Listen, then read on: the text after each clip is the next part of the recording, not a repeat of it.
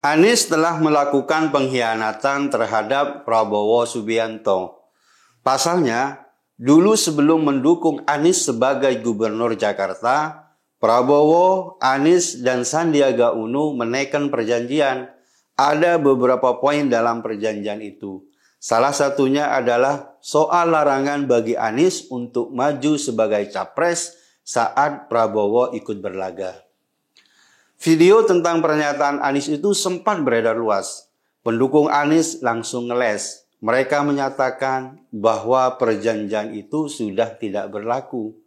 Tapi tentu saja alasan itu tidak bisa diterima.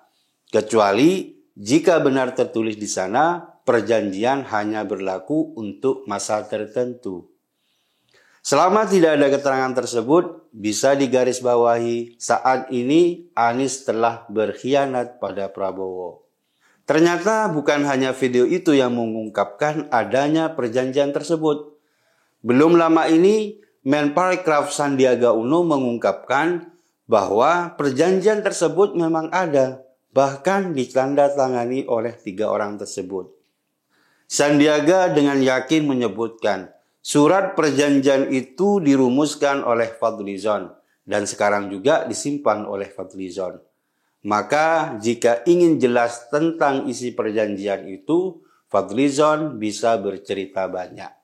Memang tradisi saling sikut sudah lazim dalam politik dengan catatan pelakunya tak beretika. Tapi kalau politisinya memegang prinsip, punya etika, maka manuver politik yang dilakukan tidak ditujukan untuk menyakiti orang lain, tapi semata-mata demi kepentingan politik. Anies sepertinya tidak memahami konsep etika dalam politik ini. Dia melakukan segala sesuatu yang dibutuhkan untuk berkuasa. Tidak ada loyalitas, tidak ada integritas. Tujuannya hanya satu, bagaimana menjadi penguasa. Jadi, mengkhianati Prabowo untuk maju capres hanya menjadi satu episode singkat baginya. Masih ada episode panjang lain yang berisi fenomena pengkhianatan. Apa yang disampaikan Sandiaga Uno itu tampaknya kesengajaan untuk mengingatkan Anies. Karena saat itu Sandiaga menjadi pasangan Anies sewaktu maju Pilkada 2017. Dengan begitu, Sandiaga ingin menunjukkan bahwa dulu Anies bukan siapa-siapa. Prabowo adalah orang yang telah berjasa mengangkatnya ke permukaan. Karena jasa Prabowo itulah sekarang Anies memiliki elektabilitas yang tinggi, bahkan sudah melampaui Prabowo. Mestinya Anies mengingat semua itu. Apakah etis dia maju sebagai capres saat Prabowo masih berkehendak mengincar posisi yang sama? Itu namanya kurang adab. Mestinya Anies bersiap mendukung penuh Prabowo menjadi presiden. Itu adalah wujud kesetiaan seorang kesatria. Tapi Anies memang bukan kesatria. Dia bebas menerabas apa saja termasuk etika. Tapi yang terjadi malah sebaliknya. Demi kekuasaan, Anies memilih melepaskan perjanjian yang telah ditekannya itu. Peristiwa tersebut menunjukkan watak politik seseorang. Anies sepertinya memang memiliki watak politik yang suka menghalalkan segala cara. Maka di suatu waktu dia bisa berpura-pura seolah adalah seorang nasionalis. Tapi di waktu yang lain dia berkompromi dengan organisasi preman seperti HTI dan FPI. Semua itu dilakukan agar dia bisa berkuasa. Anies telah gagal dalam ujian kesetiaan.